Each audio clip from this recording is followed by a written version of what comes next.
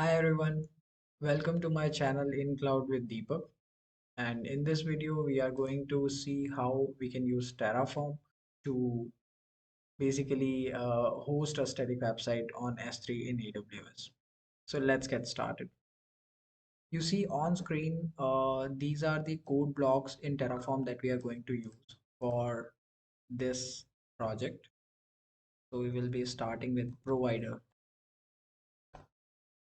Provider is AWS in our case. We need to specify the region. So for those who don't know provider, we always need to specify the cloud service that we are going to utilize in Terraform. And Terraform is an infrastructure as code language, which is basically used to deploy resources inside cloud.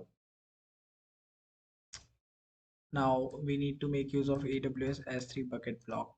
So we will specify the resource as this. We will name this bucket as S3 and we need to give the bucket name. Bucket name should be unique. As we know in AWS, every S3 bucket has a unique bucket name. Yeah, so this looks good. This was about the S3 bucket. Now, next code block we are using is AWS S3 bucket public access block. So as the name suggests, this configures the public access block of the bucket. So we will refer the Terraform code for this.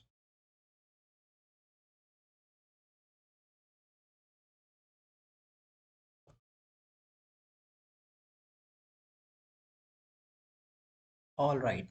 So here we have the basic code structure. We can configure it. We can give it a name of our choice. So let's say S3 public block.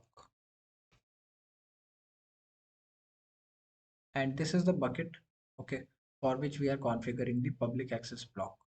So let's provide our S3 bucket ID.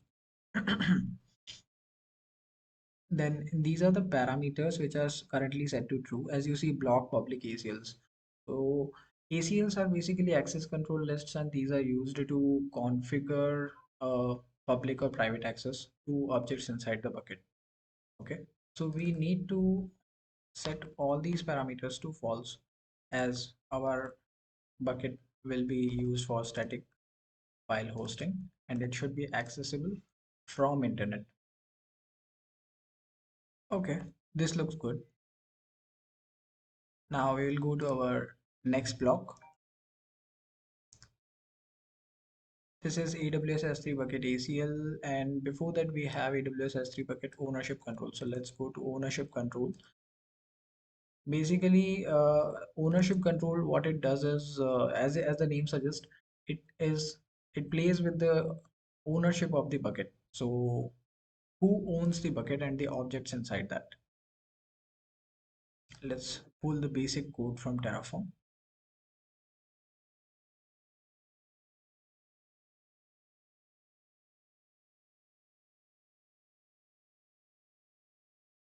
Let's give it the name S3 ownership. We need to select our bucket on for which we are configuring the ownership. So that's s3.id. And as you see, this is the rule, which is object ownership is equal to bucket owner preferred. So this is what we require currently. Let's move to the next block. So next is AWS S3 bucket ACL. So basically what this does is it will configure the ACLs of the bucket to allow public access. So let's pull the code.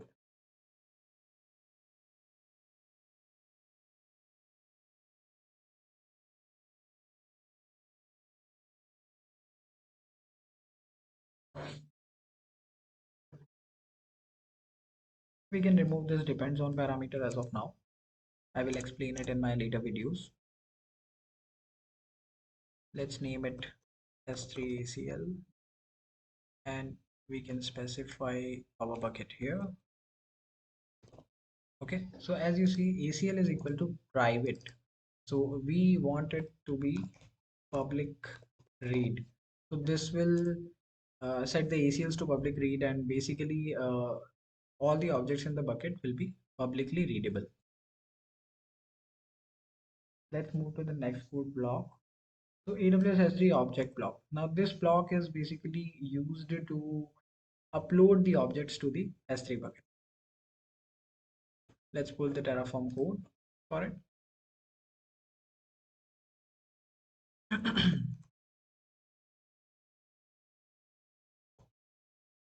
We can remove these extra parameters from here.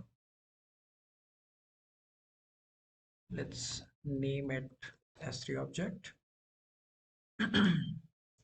And the bucket name is, again, we need to select our bucket name, AWS S3.id, and the key name, let's keep it as index.html. Sorry. The source will be again index.html. Now I'll explain you what is key and what is source. So key is basically the after upload of this object to the S3 bucket, the name of that S3 bucket will be the key parameter, that is index.html, and source is the source from which that object needs to be uploaded. So we currently don't have any index.html here. Let's quickly define it here.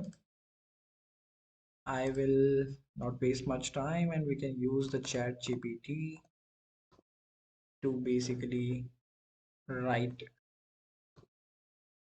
HTML code for hello world.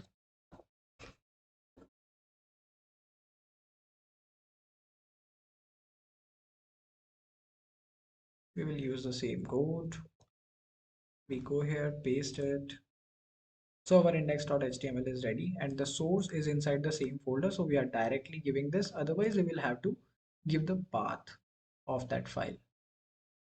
Okay, and so this is about AWS S3 object, and we need to parameterize some more values here, like content type. So this should be text HTML in our case, and we can configure the ACL. ACL should be public read. So this is the object level ACL. Here we are saying this object should be publicly readable, and we are giving the content type because this is the header that goes in the request and responses to our S3 website. So and to the S3 bucket also. So this is required. So this was about AWS S3 object. Let's move to the next code block that we require.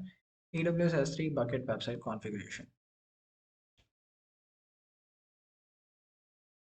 So as the name suggests, this what it will do is it is the main configuration that will basically help us to create a static website hosting, enable a static website hosting for the S3 bucket that we created.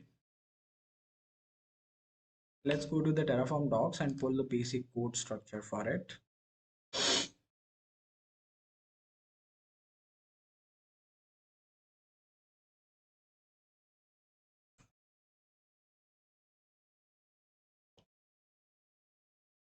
Let's name it S3 website. We can select our bucket,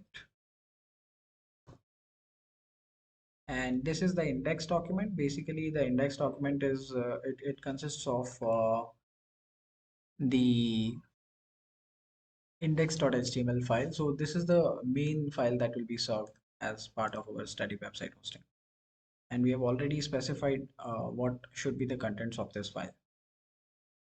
Error document and routing table, we can remove these components as of now. We will keep it as simple as possible. All right, so this was about S3 bucket website configuration. I think we have configured the required parameters and the code looks good. So let's save it and So we will keep it as simple as possible, and let's run the Terraform commands to.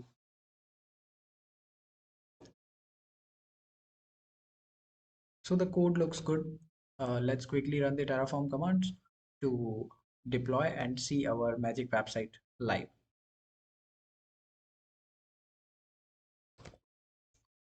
Terraform init command, what it does is basically it initializes our working directory, and it basically sets up the environment for running our further Terraform commands. So it will download all dependencies if required, and as per the provider that we specified, it will use the same code at the backend to fulfill the requirements.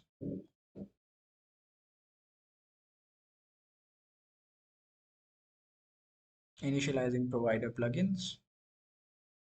It says, let's wait. Okay, so Terraform initialization is done, and now we can run the Terraform plan command.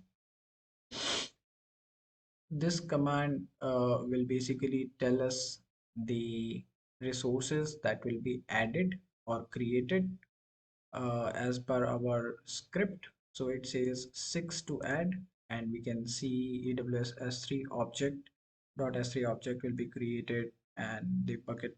So all the resources that we have defined in this code will be deployed. All right, let's apply this code with Terraform apply. We can say auto approve.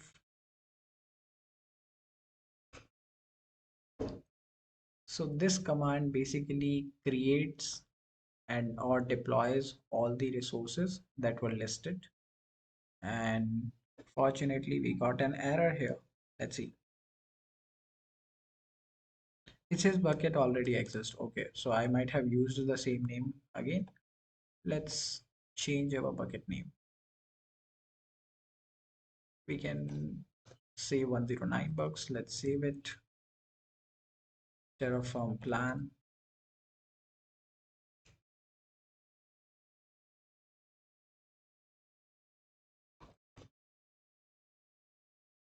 We again try to apply this.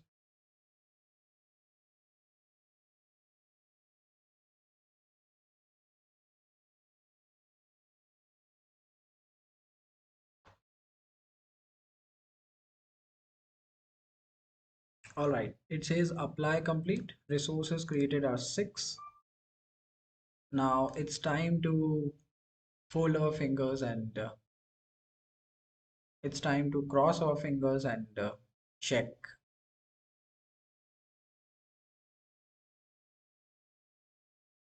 So let's check inside the Cloud Console.